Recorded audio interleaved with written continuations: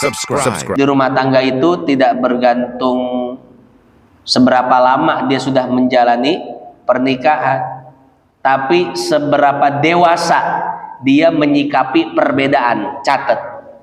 Nah, ya, ingat tuh.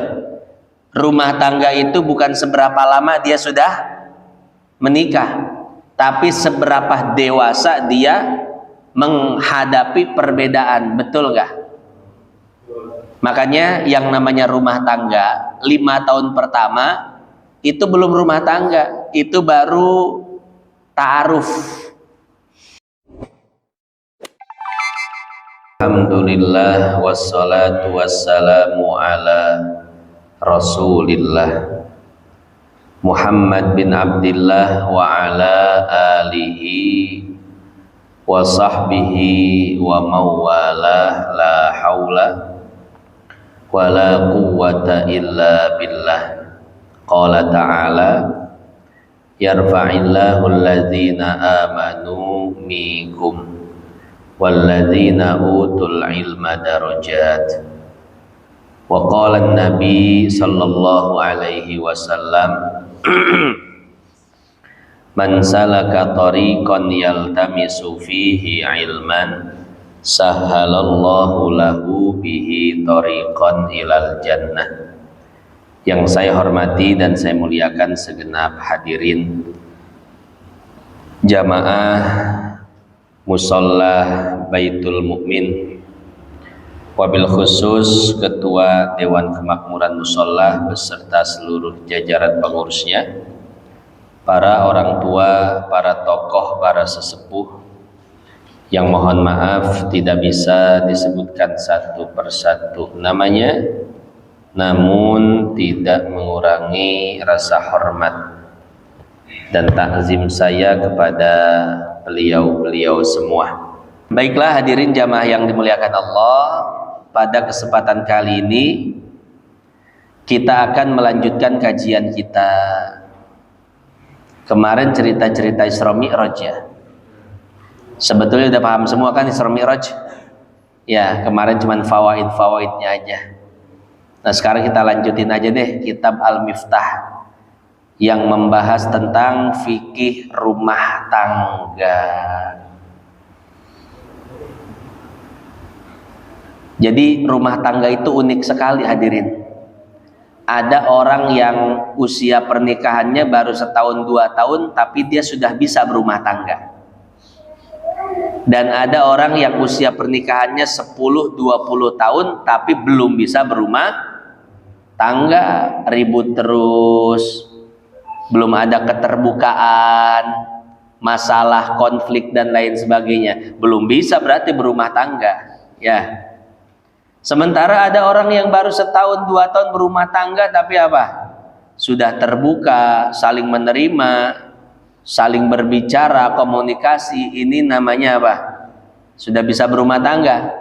Jadi rumah tangga itu tidak bergantung seberapa lama dia sudah menjalani pernikahan, tapi seberapa dewasa dia menyikapi perbedaan. Catat.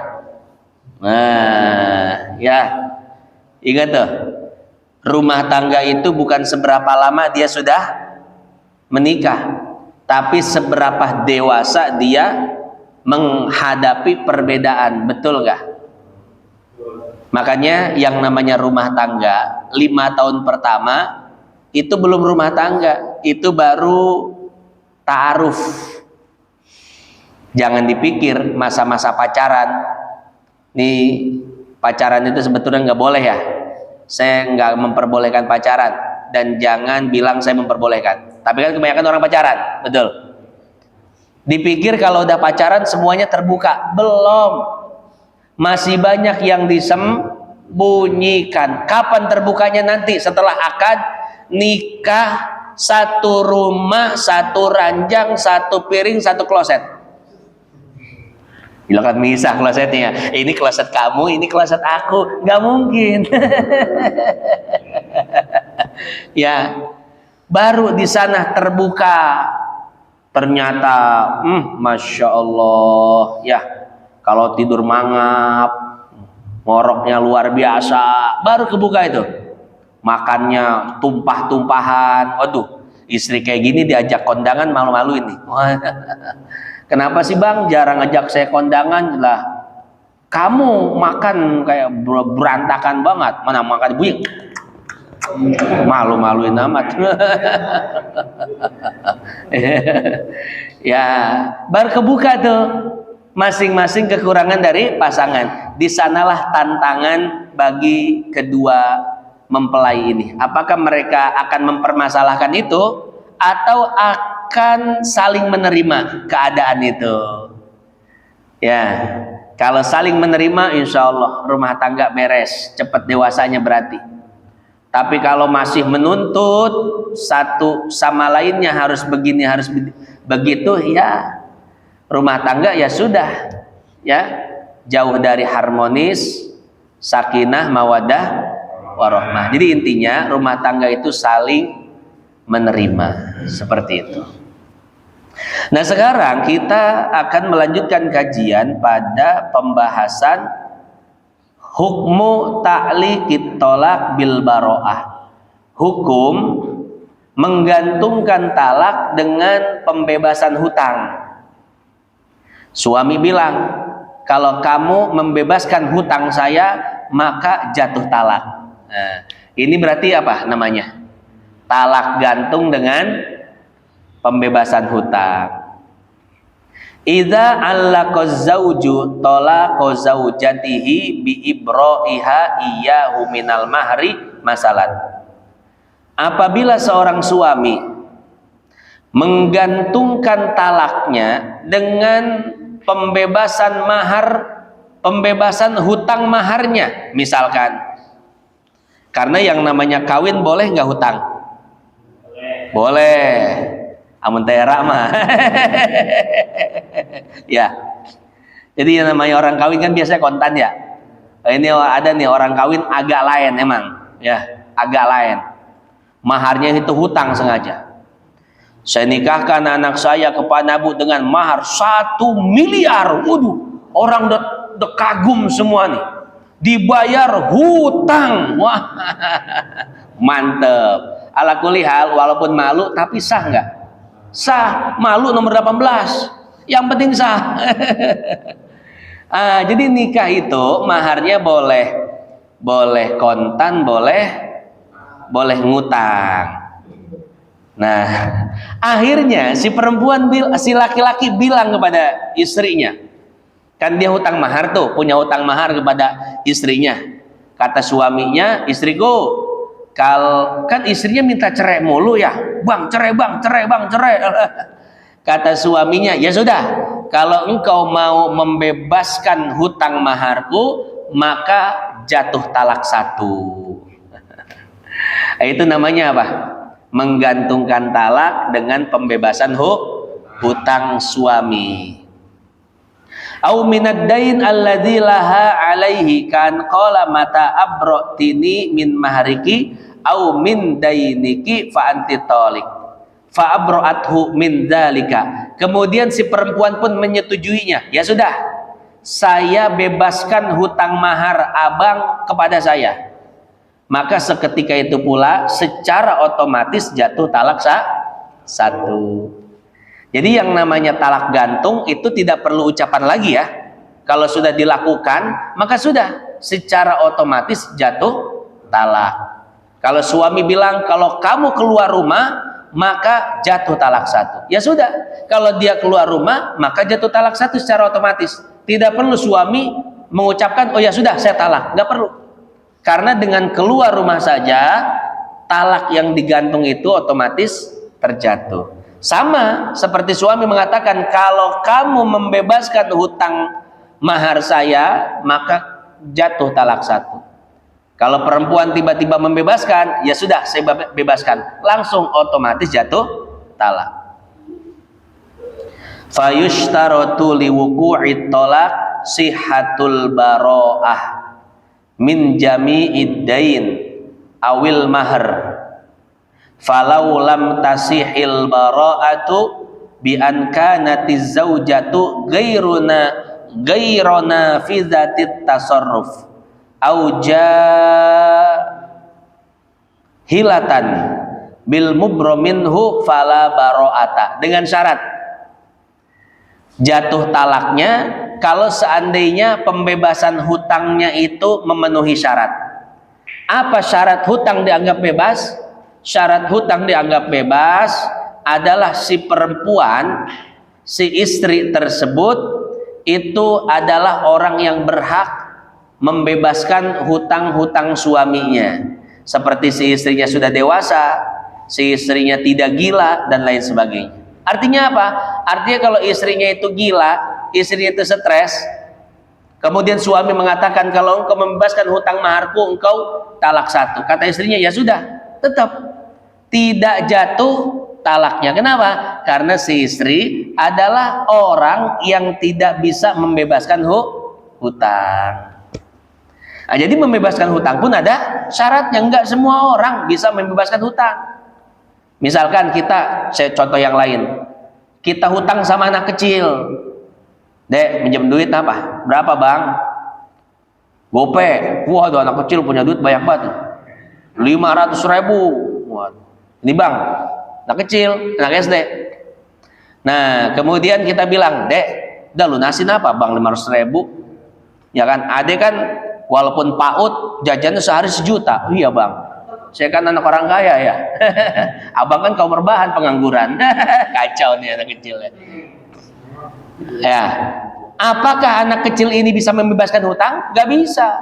Ya sudah bang, hutang abang saya bebasin. Gak bisa, karena anak kecil itu gair mutlaqit tasarruf, orang yang transaksinya itu dibatasi.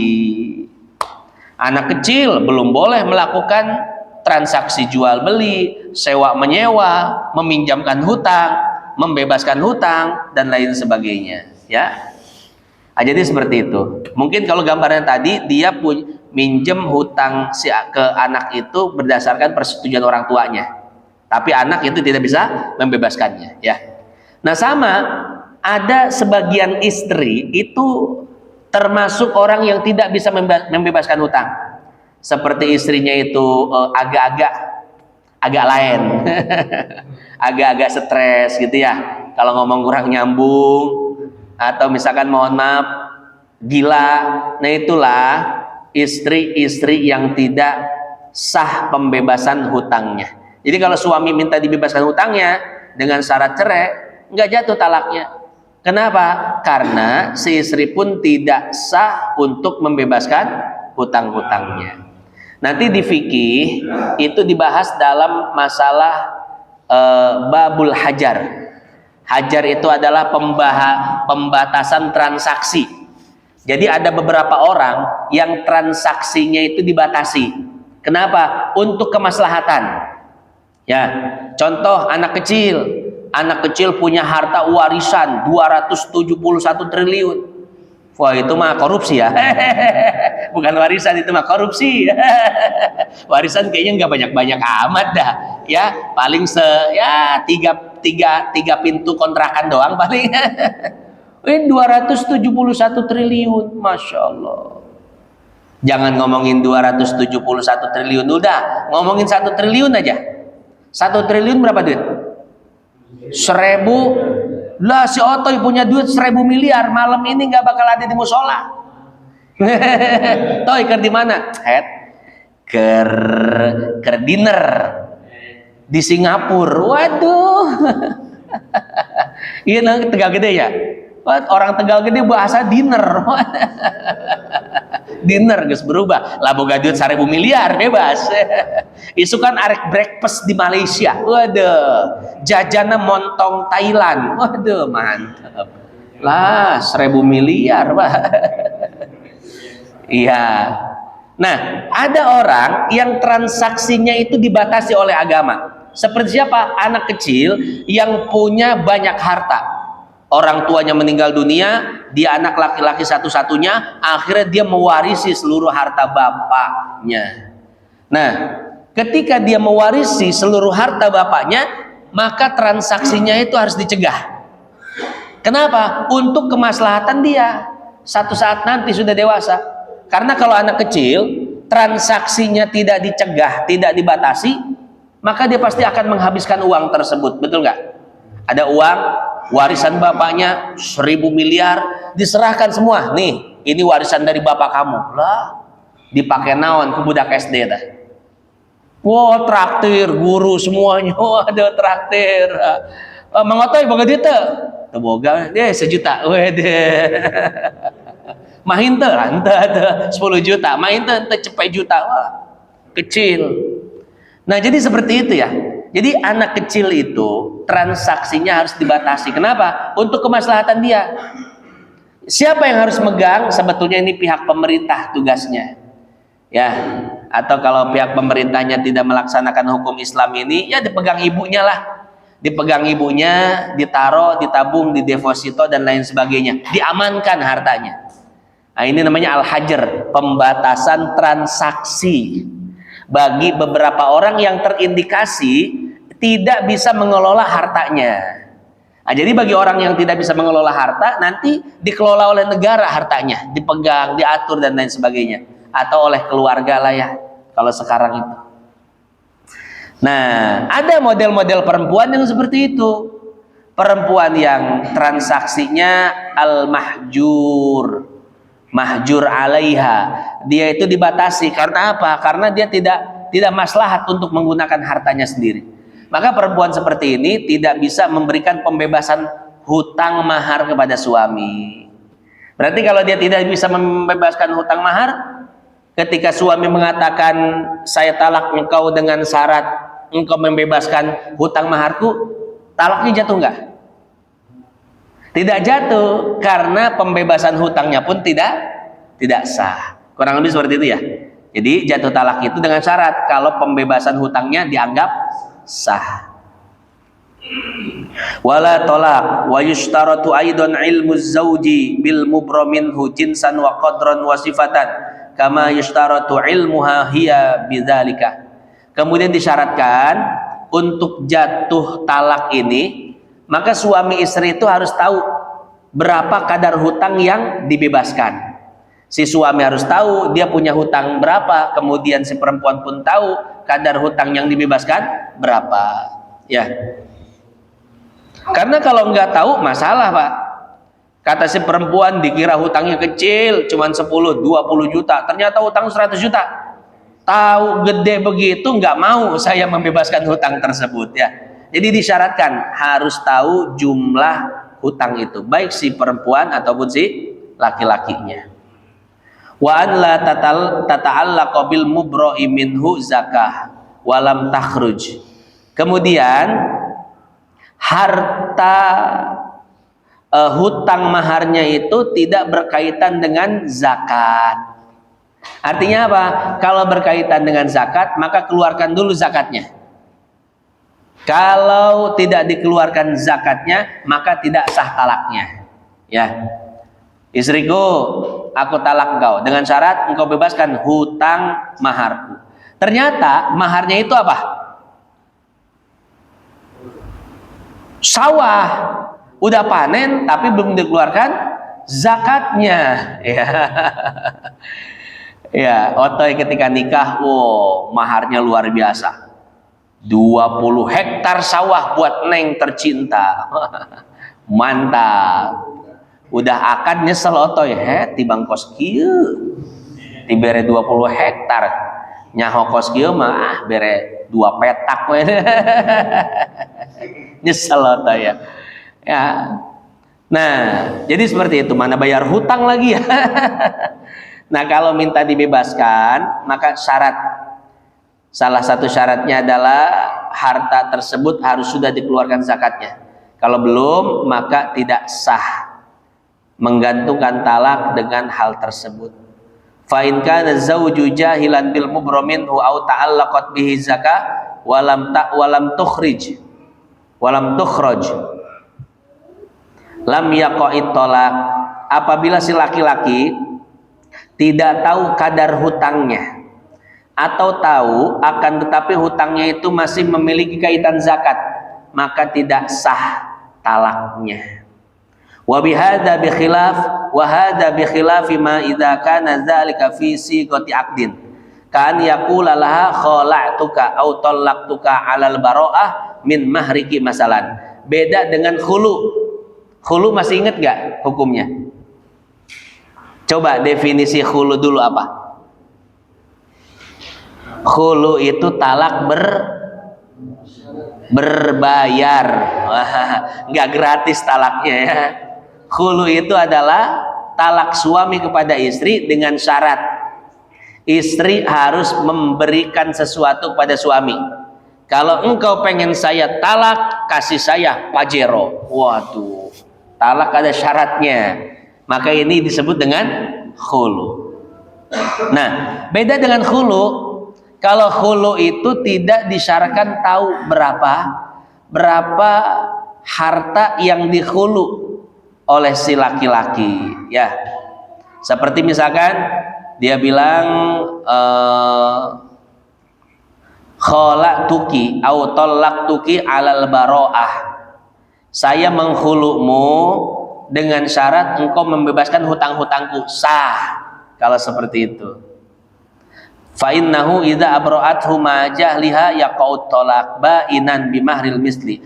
Talak yang jatuh dengan talak gantung tersebut maka jadinya talak bain.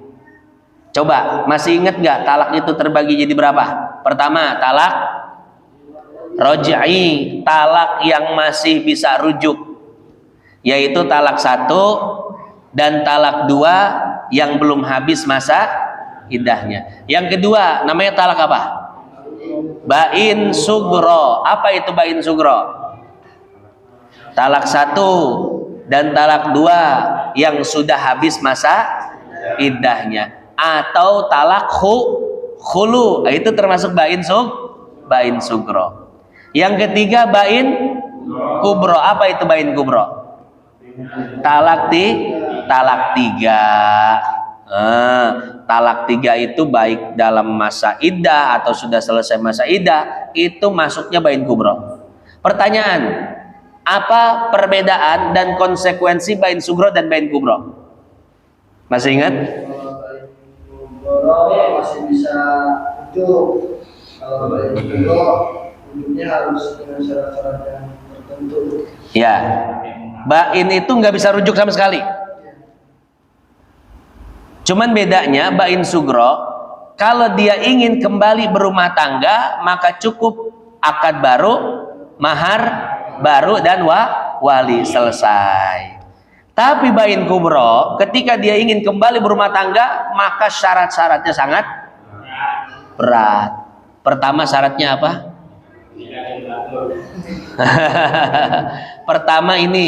Pertama habis dulu masa iddahnya. Habis masa iddah dari suami pertama. Yang kedua, akad nikah dengan laki-laki lain. Ketiga, ya celup-celup dikit lah ya. Kan ada bebek celup tuh. Ini nyelup-nyelup dikit lah ya. Ketiga, keempat, ditalak oleh suami kedua. Kelima, habis masa iddah dari suami kedua. Kalau yang 5 ini sudah dilaksanakan, baru bisa kembali ke suami pertama. Akad baru, mahar baru, walinya juga. Nah, kedudukan dari talak khulu juga talak menggantung talak dengan pembebasan hutang, ini posisinya itu adalah talak bain sugro. Nah, talak tengah-tengah berarti ya. Jadi nggak bisa rujuk lagi. Tapi kalau mau kembali berumah tangga, syaratnya tidak sulit. Cuman cukup datengin, lamar lagi, kemudian akad, mahar, wali, selesai. Ya.